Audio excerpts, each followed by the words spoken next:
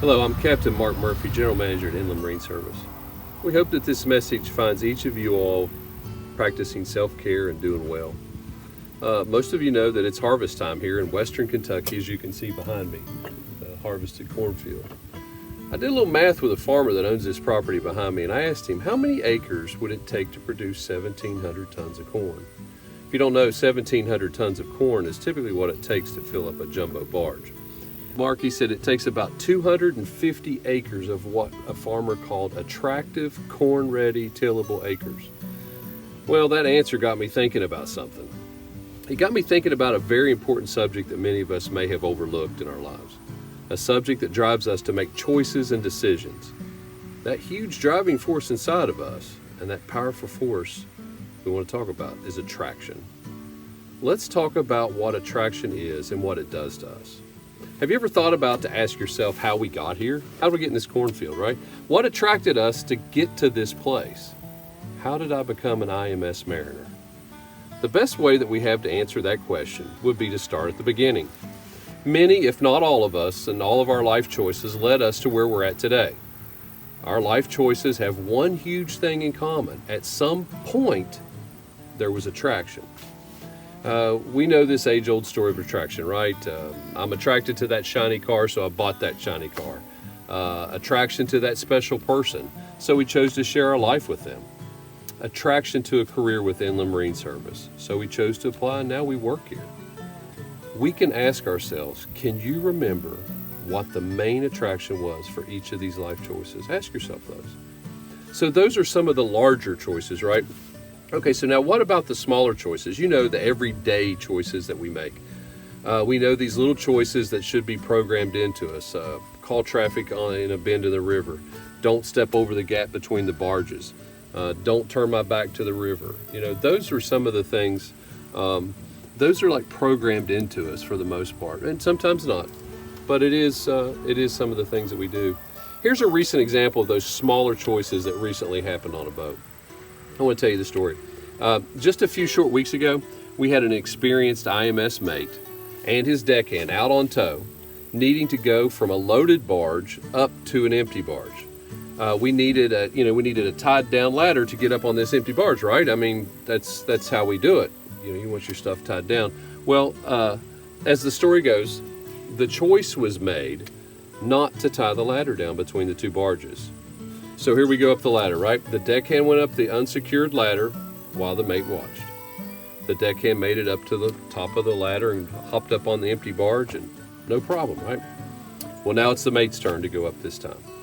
So the mate starts up the ladder, and all of a sudden, the barge starts to separate. And unfortunately, he falls from the untied ladder, landing on the side of his body right on top of the deck fittings, doing serious harm to himself. What was the attraction? Not to take time to tie that ladder down. When we were able to speak with the injured mate, I asked him. I said, "Well, what was the choice of not tying the ladder down? So attractive that we didn't take the time, brother." And he said, "I just wanted to get this barge moved and go back to the boat. I wanted to hurry up and knock this move out." It was an honest answer, and we appreciate what he said. In this situation, the main attraction was to hurry up, get back to the boat, and that's what was ultimately driving the mate's choice. Was the attraction so great that it was worth falling off some deck fittings? I don't think so.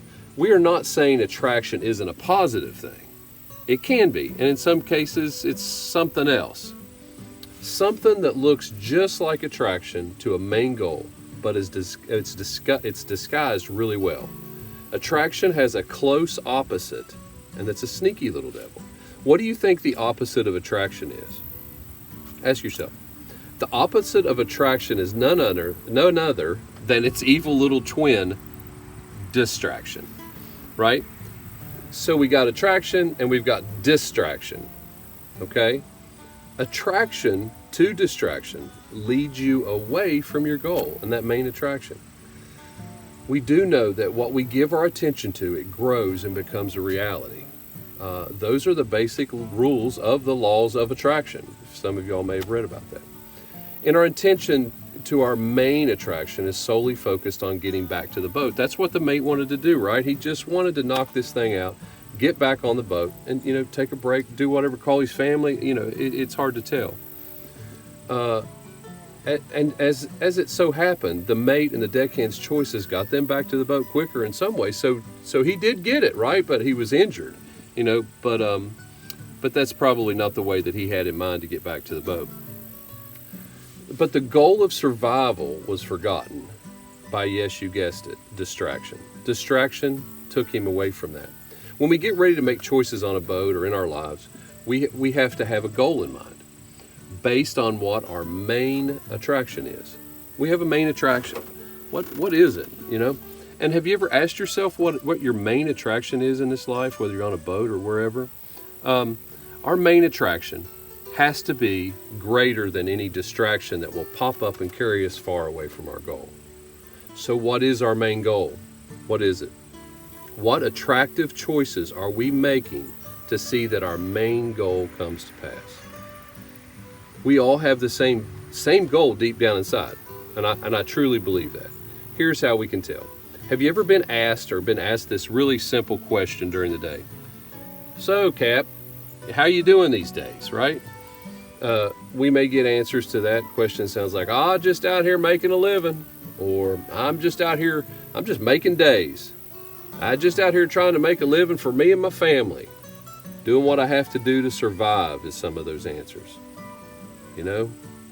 So based on those answers and what doctors tell us, that survival ranks way up there as number one. The main goal is survival. If survival, self-care, self-preservation, making it to the end of the watch, making it to the end of the hitch, making it home is our main goal of survival, the opposite of attraction to our main goal is none other than distraction. If we let distraction creep into our choices, then we're going to go the wrong direction towards our goal of survival in this life. Choices are actions.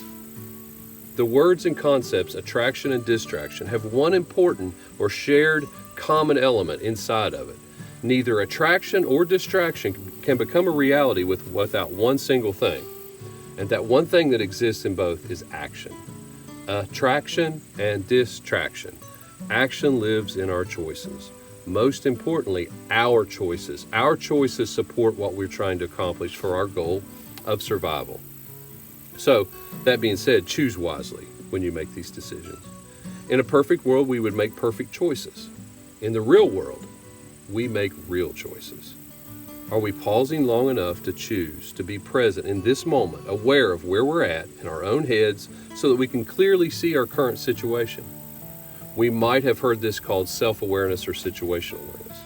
Are we pausing long enough to make a choice that adds to our well-being and not subtracting from our well-being? Are we pausing long enough to make a choice that supports our very survival, our main goal? Most importantly, are we pausing long enough to see what we're really being attracted to at this moment? Are our present choices or actions on tow, at the sticks, in an engine room, or in the galley of a boat cooking up some great biscuits? Is our choices supporting that main attraction to our main goal of survival? Or are we simply distracted by something else that will be taking our mind for a ride far away from what we really want? We cannot prevent birds from flying over our heads like I am here in this field, but we can keep them from building nests in the tops of our heads. That's an old Chinese proverb. Attraction and distraction, we've learned, live in us through our actions and become choices that we make to support our main attraction to our main goal, which is survival. Let's make 4 action field agreements right now, out here in the middle of a cornfield.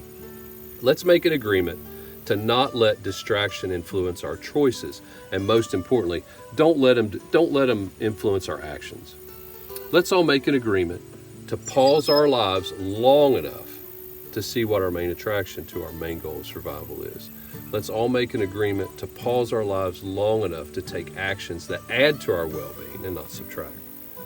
Let's make an agreement to say no to distractions. And when we say no to those kind of things, we're saying yes to ourselves.